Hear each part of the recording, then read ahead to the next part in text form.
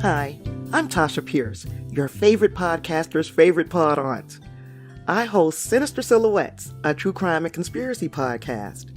Every Tuesday, I'm inviting you to pull up a chair, pour your favorite drink, and chat with me about all the crazy crap that goes on in this world.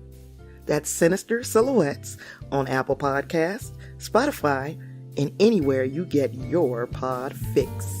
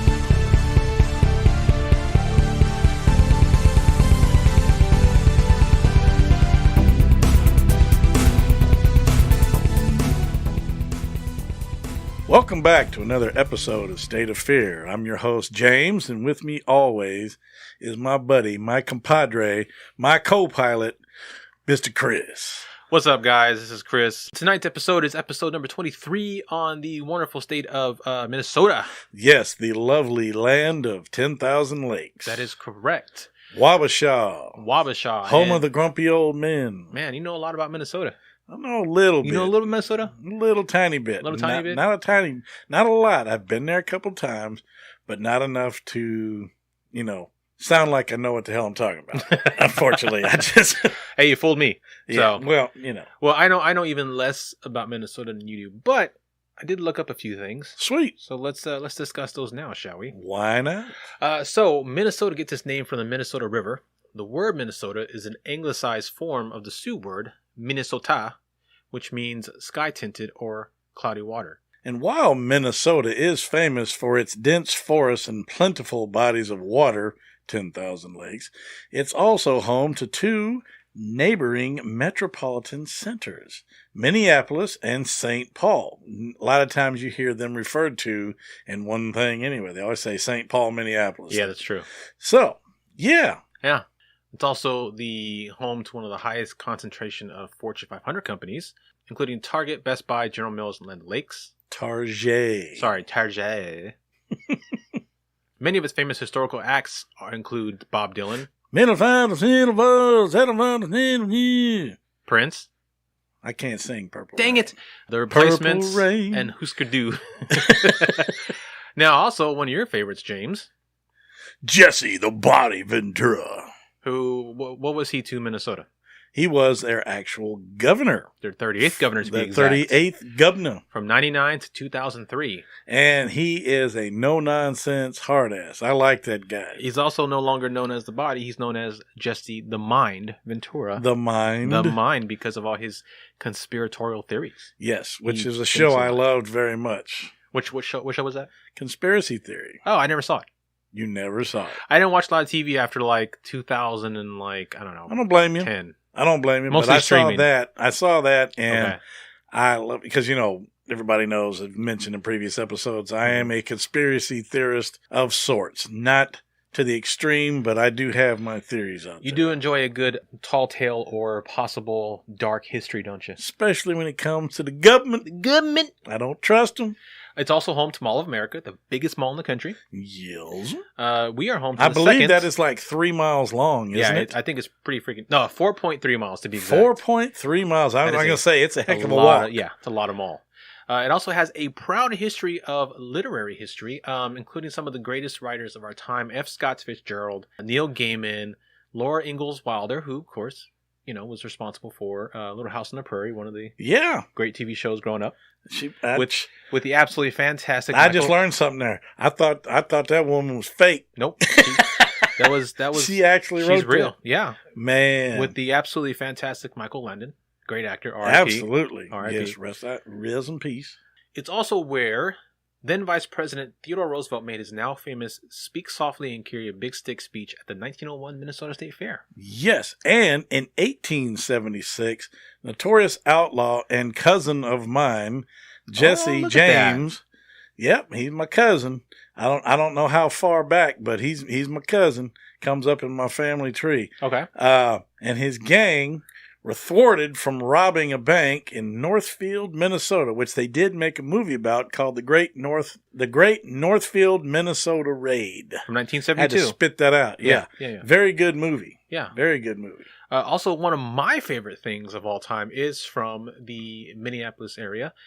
Mystery Science Theater 3000. Oh, God bless them. Yeah. Three of the funniest guys I've ever heard. It premiered on the Minneapolis Public Access Television in the late 1980s. Please tell me it's 3 and not 4. I think it's 3 guys, right? It's actually one guy and 2 puppets.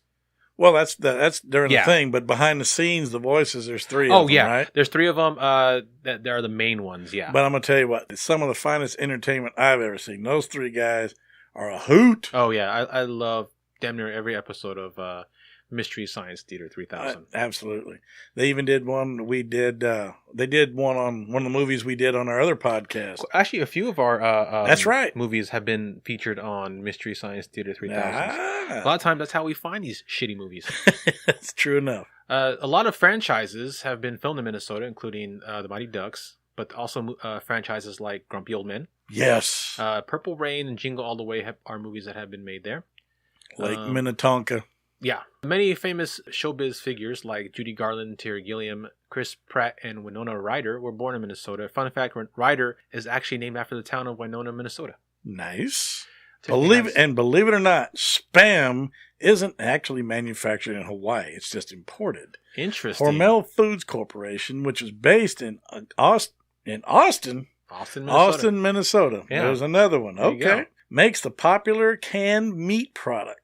So Minnesota is responsible for Spam. They also have a Spam museum in Austin, Minnesota. Man, I'm going. I gotta see it. I am going. They better hand out free Spam when you go. Spam is just that's it is awesome. And other people might think it's gross, but I freaking love Spam. I think it's pretty delicious. Good. Yeah. Some cool inventions from Minnesota include the Scotch tape, the bunt pan, rollerblades, Milky Way candy bars, and the world's first practical pair of water skis were all invented in Minnesota. Sweet. Fun stuff from there, I can water ski and I love bunt cake. Man, you can water ski, eat a bunt cake while eating a Milky Way, and hopefully your skis are Scotch taped to your legs. Yeah, I hope so. Yeah. You're all set. All right, well, that was fun, but why don't we go ahead and get into the weird story of the day? Why not?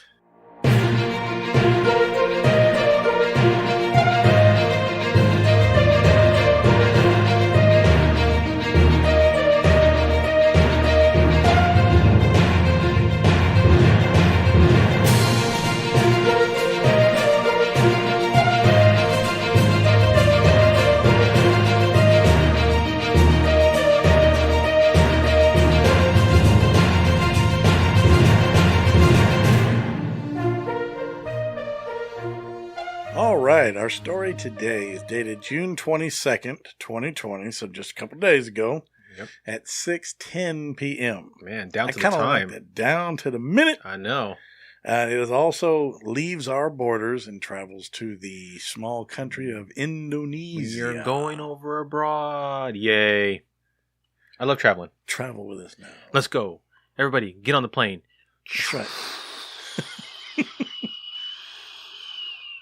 And we've landed. Okay, all right. See, now his plane, that's got to stay in. Yeah, it's definitely staying in. All right, cool. Title of the story is Indonesian Police Investigating Blood-Sucking Creature Rumored to Have Slaughtered Hundreds of Livestock. Ooh, spooky. Spooky. Sounds like the good old chupacabra to me. Sounds like it, but they don't make it that far, so think of something else. Well, let's dig into it. Let's find out. A village in North Sumatra, Pohon Tonga village, is terrorized by an unidentified creature that has killed hundreds of livestock, including ducks, chickens, and pigs and apparently sucked their blood, reported by Indonesian media outlet Antara. According to other Indonesian media outlet Kampuran, villagers believe that the creature responsible for the killings is a palasic, known in Singapore as a Penanggalan. In local folklore, a palasic is a creature that flies around with just its head, spine, and internal organs. Lovely. Oh, sweet.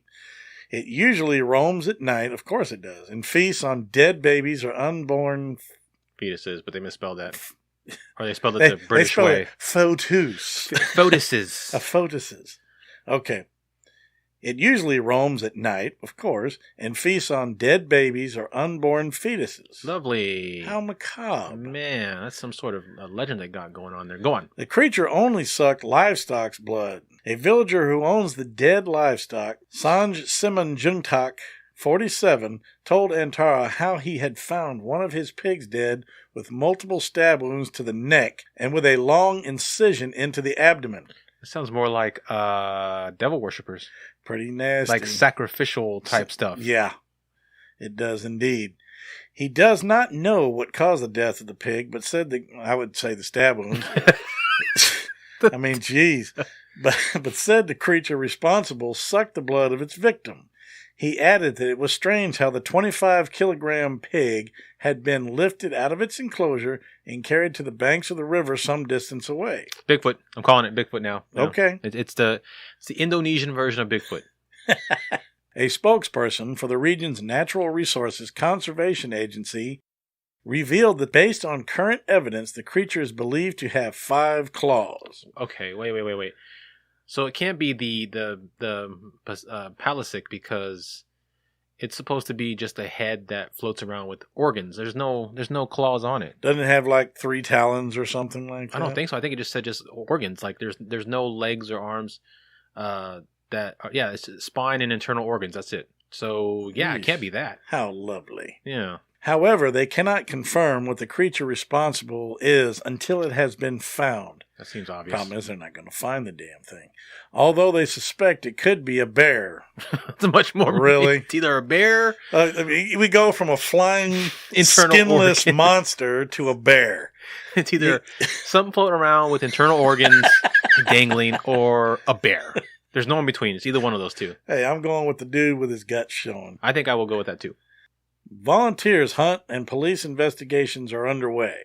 Antara has also said that volunteers have gone on a quote-unquote hunt to investigate the livestock deaths. One of the volunteers said that the creature responsible is believed to be large and strong. According to Kamparan police spokesperson Walpan Baringban said, quote, the police will conduct an investigation related to the death of hundreds of livestock by a blood-sucking creature to find out what the cause of death was and will work alongside the region's Natural Resources Conservation Agency. Baringban also added that since the attacks of the livestock occur at night, of course they do, then that's, so people don't get caught. Exactly. The investigation will be focused on that time frame. Man. Ingenious. I mean, bears do some hunting at night, I'm sure, as well. So I don't think it's a bear, though. I think it's a palasic or a penandang. Okay, I'm going to go with the palasic. I like the name of that. Because I want it to be a crazy-ass creature with no skin, just a head, a spine, and internal organs. That's and it. Claws. Yeah, got to have some claws. 5. But it doesn't have claws. According to this, 5. Yeah, somehow it's maybe it's using its teeth, maybe it's using its internal organs to use as claws. But that is a crazy story. It's one that goes right along with the lines of the kind of stuff we like anyway. Oh yeah, yeah, and it's definitely different for sure. But I always love hearing stories from other countries about things like that because, Well, the weird news, there's no rules for the weird news. The weird news can happen anywhere. At any time. We've done God knows how many from the UK already. Oh, yeah. Yeah. There's European all kinds of weird region. stuff going on in the UK. Absolutely. People over there are freaking weird. Oh.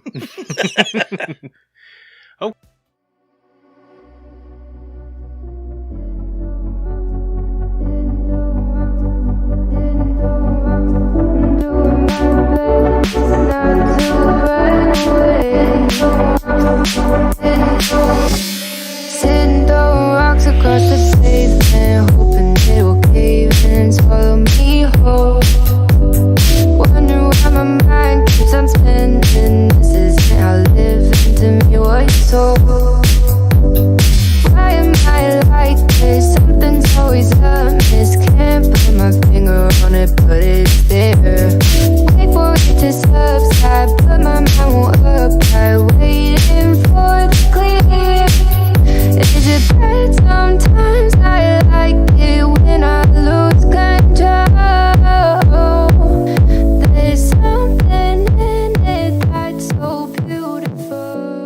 get into the main topic of today's episode. And Heck I am yeah. pretty excited about this one. It's, I guess you can call it sort of a double header. Yeah. Because it's going to be, it's the Minnesota Iceman and Woman. Very cool. Now, quick tidbit. Mm-hmm. I do have a state fact. Oh, let's hear it.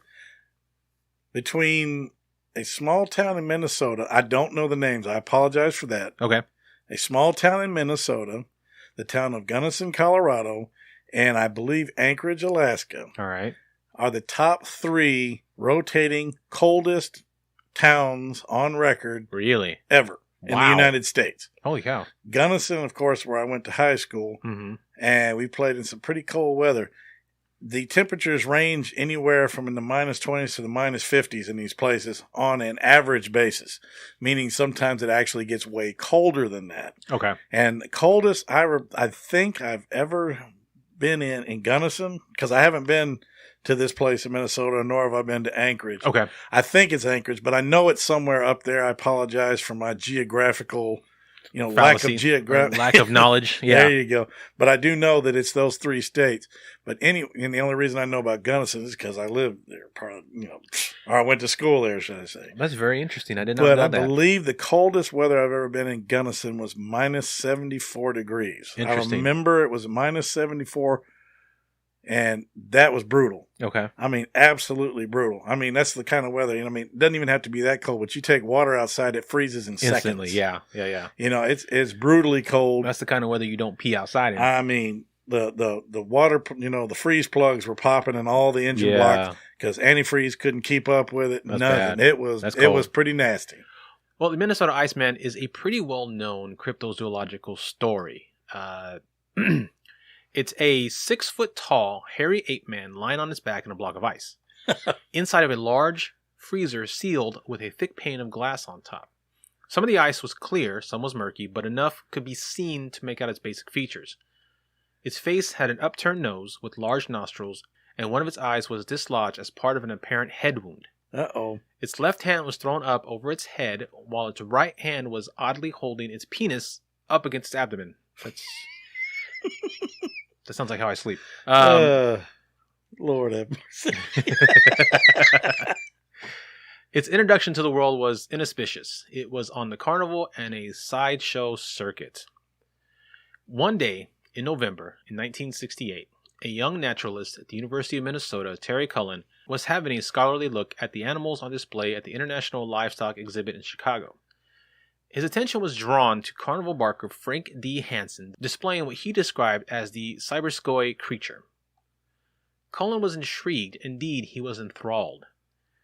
For the requested 35 cents, wow. That's, man. 35 cents and 68? 35 cents, man. Was that in 68? 68. It's like $10 now. About $10. Yeah.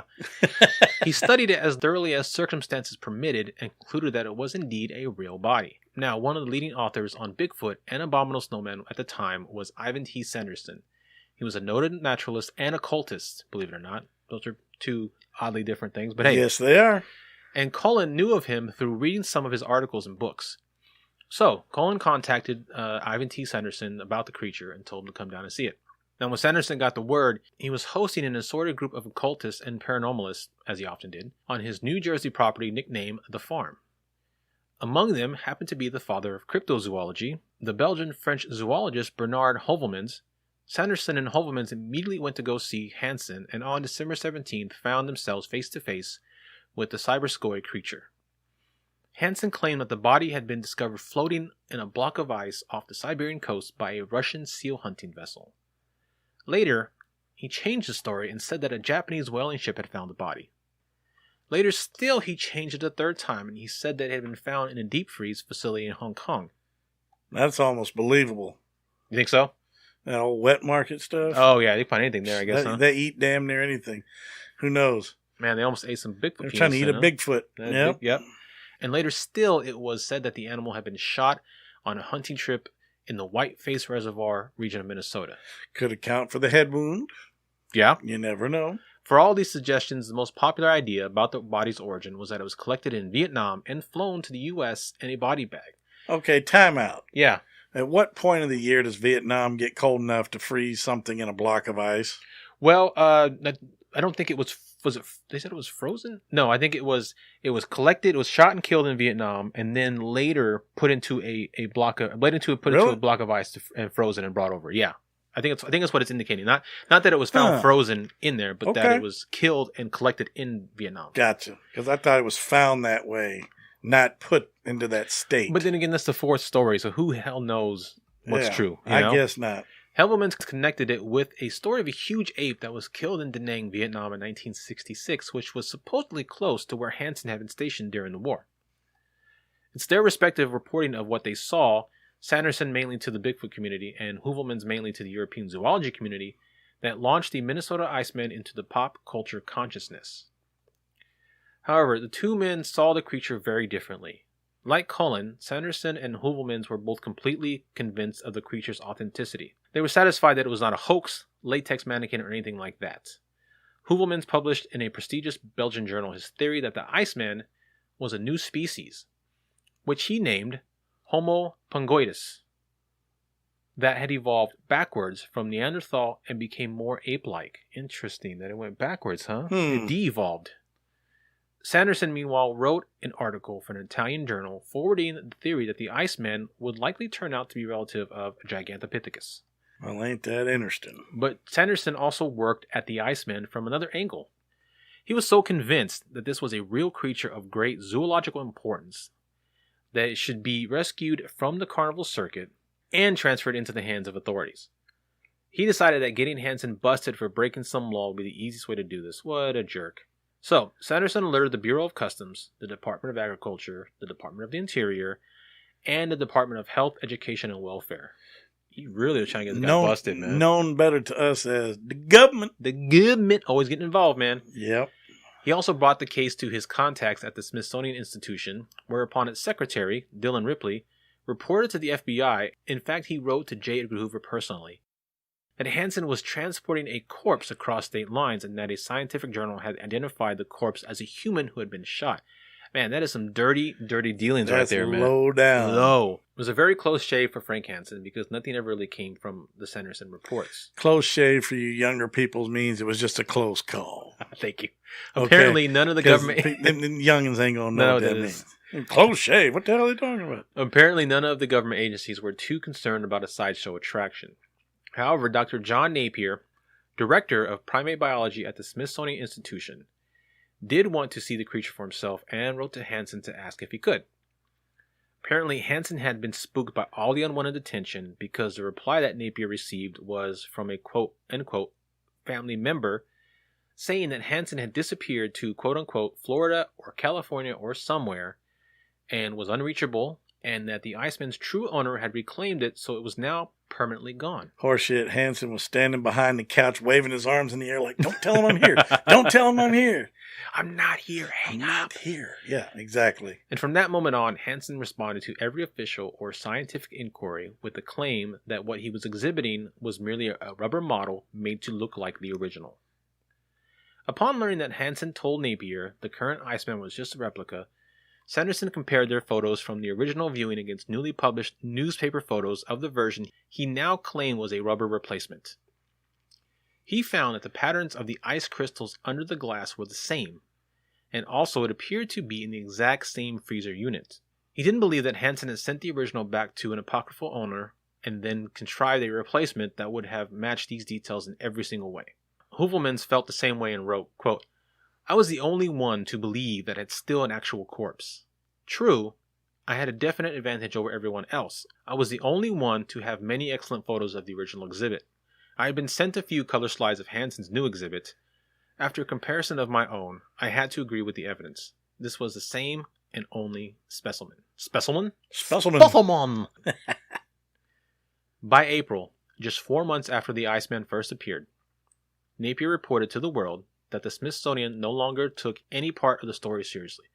In a final footnote, the June 1969 issue of the Smithsonian Torch reported that the Iceman was, quote, made from rubber latex and hair by a group of exhibit specialists on the West Coast, end quote, for the cost of $3,500, a pricely sum in the mid-1960s. Shortly after that, the Iceman disappeared and stayed missing until 2013.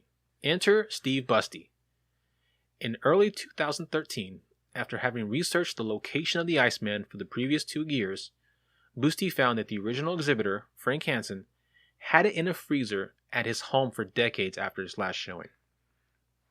That's just whack. But you know what? He was scared of being arrested Like for I said, he was murder. behind the couch waving his hands. Hey, I'm not here. Because the government. The government? It's still unclear why the creature's tour ended abruptly. Somehow, Hansen managed to keep the Iceman out of the public eye until he died about 10 years ago. Perhaps because that other jackass was trying to frame him. Probably. Yeah. He just shut it down. There's no statute limitations on murder, so he can be charged anytime if that was the fact. Yeah, because if that was the case, whack somebody and go disappear in the mountains for 10 years, come down, ha-ha! Exactly. Busty learned that rumors of the Minnesota Iceman being discovered in Siberia were untrue. Hansen shot it in Wisconsin. Its eyeballs blown out and its arm is broken. Busty told HuffPost Weird News, "I couldn't believe it had been in Minnesota the entire time," end quote.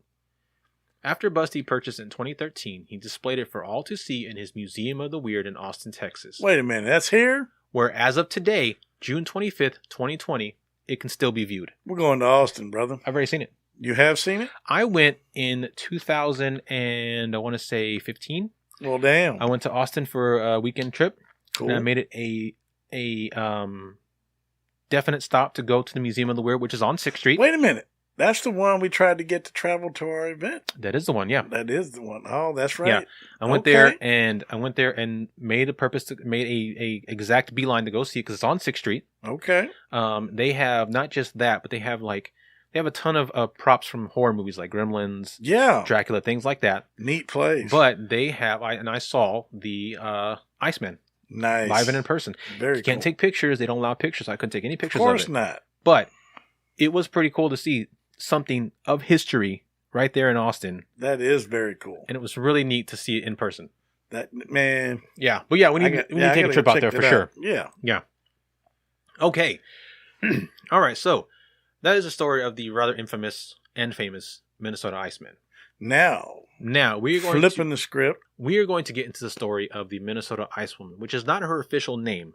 It's not her official name, but I call her that. This is one cool story. State of Fear is calling her the Minnesota Icewoman, and you will find out why as we get into the story. But the main topic I wanted it to be this, but I thought it'd be a cool pairing to do the actual Minnesota Iceman and pair it with the quote-unquote Minnesota Icewoman. Absolutely. So let's get into that story, shall we? Yes, sir. Okay. The night of December 20th, 1980 was a cold one in the small town of Langby, Minnesota. Yeah, December in Minnesota, I guarantee it's cold. When 19-year-old Jean Hilliard had gone into town to meet some friends for dancing and drinking. She met up with her then-boyfriend Paul, danced for a few hours, and decided to head home about midnight. Temperature had dropped to negative 22 degrees Fahrenheit when Jean decided to try a shortcut on a gravel road just south of town. Not smart. That's a very, very bad time to try a shortcut. Or as Spock would say, unwise. Yeah. Yes. Suddenly, the car she was driving, her dad's Ford LTD, lost traction, slid into a ditch, and became trapped in a snowbank on the edge of the White Earth Indian Reservation. Ford. Once she realized the car wasn't going anywhere, she looked around and noticed a farmhouse a short distance away. Can she make it? She decided to head there to seek shelter from the storm. She grabbed her mittens and winter coat from the car, but left her hat, believing she wouldn't be out in the storm long enough to need it. When she got to the farmhouse, no one was home. She then went over a hill to find another farm, only to find that one empty. She then remembered that her boyfriend's best friend, Wally Nelson, lived nearby, so she began the 2-mile hike to his house. Yay. Oh, yeah. Man, I would go back to the car because at that point I'd be freezing. At least you can stay in the car, even if it's in the ditch, with a broken axle or whatever the hell. Yeah.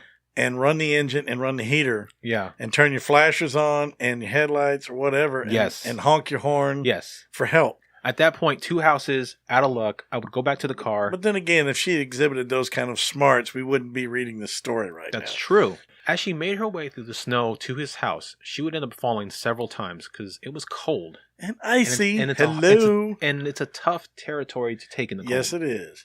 Finally, she saw his mailbox and made a dash for the door. A dash. Is that where the app DoorDash gets its name from? Anyway, I don't know. she would trip and fall again and begin to crawl on her hands and knees, stopping just 15 feet from the front door. Nelson found her the next day at 7 a.m. as he headed out for work. She had been in the snow for over 6 hours. And at minus 22 degrees, which if it was minus 22 when she was doing all this, I guarantee you it got at least 20 or 30 degrees colder overnight. Yeah, easily dropped down. Yeesh. Nelson grabbed her by the collar and pulled her onto the porch. Slid Her onto the porch. He thought she was dead and described her as, quote, stiffer than a board. Her face was ghost white. But then I heard a slight moan and saw some bubbles coming out of her nose. Poor thing. I know. I don't mean to giggle, but golly, that poor thing, that had to have been a miserable experience. That'd have been scary, too. All of a sudden see the bubbles coming out. He asked the girl he ended up taking home that night to help him get Jean into his car to rush her to the hospital. Jean was so stiff that Nelson was unable to bend any of her joints and had to put her in his date's car to do so. What? Help me get this frozen bitch in the car, quick! They drove Jean to Foston Hospital, where the doctors did not have high hopes for her recovery. Jean's body was so frozen that the staff could not penetrate her skin with an IV, and they kept breaking needles. Wow. Her temperature was so low, below 80 degrees Fahrenheit, that it would not register on a thermometer. Holy shit. They couldn't find a pulse. Her body was too frozen to find any blood pressure. Her eyeballs were frozen solid, and her feet had frozen into the shape of the cowboy boots she was wearing that night. Oh, my Lord, have mercy. Her breathing was down to 2 to 3 times a minute, and her heart beat faintly only 8 times a minute. That's crazy. I mean, man. That is insane. I mean, can you imagine eyeballs frozen, feet frozen to the shape of your cowboy boots? Yeah, man. And just your heart beating faintly only 8 times a minute. Just, slowed to a crawl because it was probably pumping maple syrup because her blood was probably thicker than, molasses thick. What's funny is that this is actually a way certain frogs hibernate. This is true. They basically freeze. They freeze themselves for the entire winter, and then when summer comes, they melt and they thaw. And they go on about their business. But frogs are cold-blooded. That is true. They can take it. Humans are not. Humans are not built that way. Apparently, this woman's pretty damn tough. She's though. like I think she's half frog. I give her mad props. Oh my gosh, she's a reptilian from outer space. That's why. I know. I called it. She's a reptilian. That's it. Hey, state of fear. That's what we do. The attending physician, Dr. George Sather, initially thought she was dead until they picked up an extremely faint whimper. They immediately... Oil! Oil! I'm frozen! Something hot chocolate! Something They immediately gave Jean oxygen and began wrapping her in electric heating pads. By mid-morning, Jean began to spasm as her body temperature rose. Later that afternoon, as they began to administer intravenous feeding, a prayer chain was initiated by pastors of the local Lutheran, Catholic, Methodist, and Bethel Assembly churches in Foston. The prayer chain extended into nearby towns of Crookston, Bemidji, and into Grand Forks, North Dakota. Many people, including Jean, credit the complete recovery to this prayer chain of thousands. The heating pads came off later that night when her body temperature reached 98.6 degrees. Jean was beginning to come around, even talking coherently. One of the first things she did was worry about her dad finding out about the car in the ditch. I mean, talk about priorities, right? Yeah, no kidding. My eyeballs are frozen and I'm almost dead, but, Don't tell my dad. Don't tell my daddy I wrecked the car. Not the LTD. He'll never let me drive again. The doctors didn't have much hope for Jean surviving, at least not intact. They told her mother that she would probably lose her legs. However, as she began to improve, no signs of frostbite were left on her body. That is amazing, because I was just going to say that. I was like, she had... frostbite, in that temperature, she would have been, her skin would have been solid black from head to toe. Yeah. Done. That's what you would think. Yeah, absolutely. I mean, just frostbitten to death. And she suffered no brain damage from the ordeal. Wow. 49 days after Jean was found frozen alive, she walked out of the hospital with little more than blistered toes that were numb for a while, suffered no lasting effects, and would go on to live a normal life. She has since married, had kids, divorced, but she never drives on the icy roads at night. I don't blame her. Now, while this case may seem miraculous, and really could be, it really boils down to the simplest science of hibernation. According to the University of Minnesota professor of emergency medicine, David Plummer, as the person cools down, their blood flow slows way down and their body requires less oxygen. If their blood flow increases at the same rate as their body warms up, they often recover. In emergency medicine, Plummer believes in the dictum, no one is dead until they're warm and dead. Okay, Doc, you want to go lay out in the cold for about 8 hours overnight? Now, let's try to prove that theory. What else I could find was that it was actually like a set of perfect circumstances, like the amount of cold and how fast she became frozen was at such a good rate that it literally put her body into cryogenics. Yes, it did. It put her body into hibernation. Because it was fast. It was almost like a flash freeze, and it perfectly preserved her as it was, which is why there's no frostbite. Because frostbite happens when you're exposed to cold for a very, very long time. This is true. So the rapid succession of I guess that's freezing. Why. Yeah, I was going to say. I guess that's why the no frostbite thing. Yeah. Plus, she wasn't wet. She just literally froze. She was dry. Yes, she good was dry. point. If she was wet, it'd have been a whole lot worse, for sure. Like I said, if the snow was melting on her and stuff, but she froze at such a rate. I'm just surprised because of the fact that the human body loses most of its heat out of the head and feet. Right. And mostly of the head. I think 90% of your body heat leaves your head. And she had no hat. But she had no hat. No. But and, so maybe if she had a hat, she might have actually froze to death. It might have kept her. That's a good point. It might have kept her alive a little bit longer than it took to basically put her brain out. You know what I mean? Another addition to the set of perfect circumstances. Maybe Absolutely. Because she forgot her hat, it helped her survive. This makes me curious, though. I think I'm going to look this up and see if I can find any related stories of people being frozen. And there actually is one. I have heard of people going under ice in lakes and being under for 20, 30, 40 minutes, hours, and being found, pulled up, and revived. Right. As a matter of fact, they did that one movie about it here recently with that young boy that was underwater for 15 minutes in ice cold water, but when they found him, they brought him up.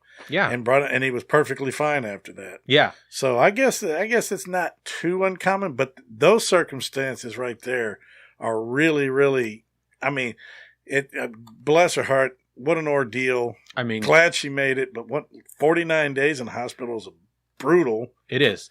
But man, she survived with no loss of limb. What a story she has to tell. Yeah, man. And there was actually another story that came of a Pennsylvania man, Justin Smith, who also froze to death. He was out in the cold for 12 hours after passing out, and his body temperature got to a frosty 68 degrees Fahrenheit. Woo! Yeah.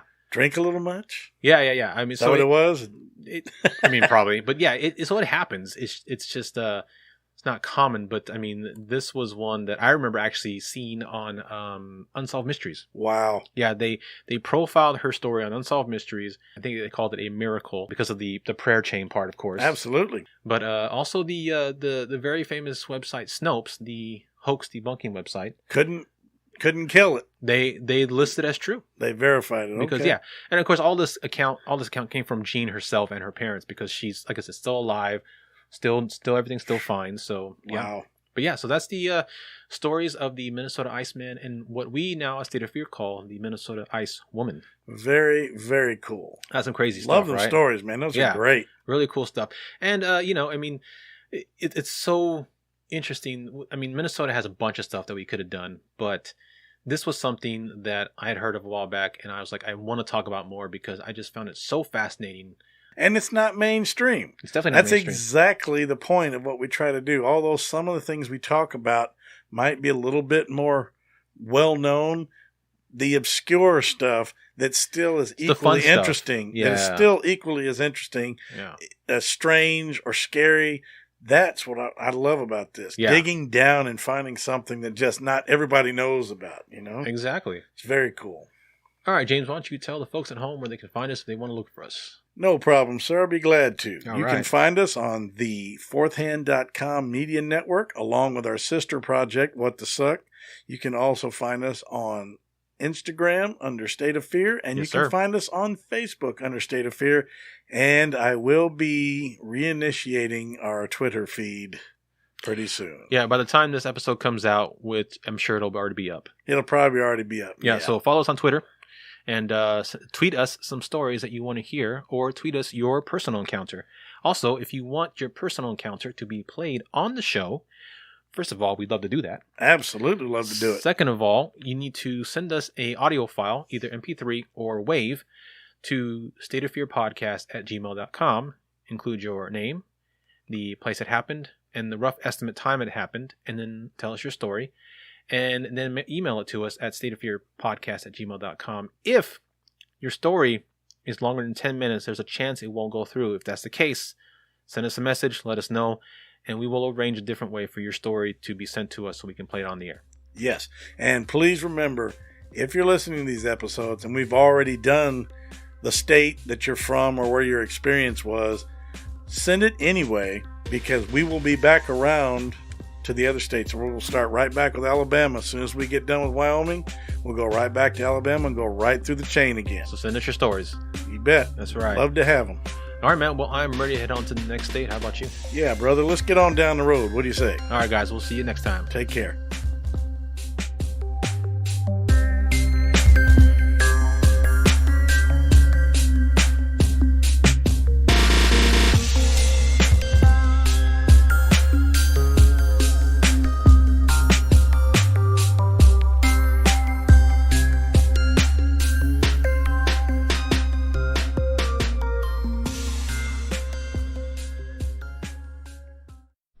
Do you love movies?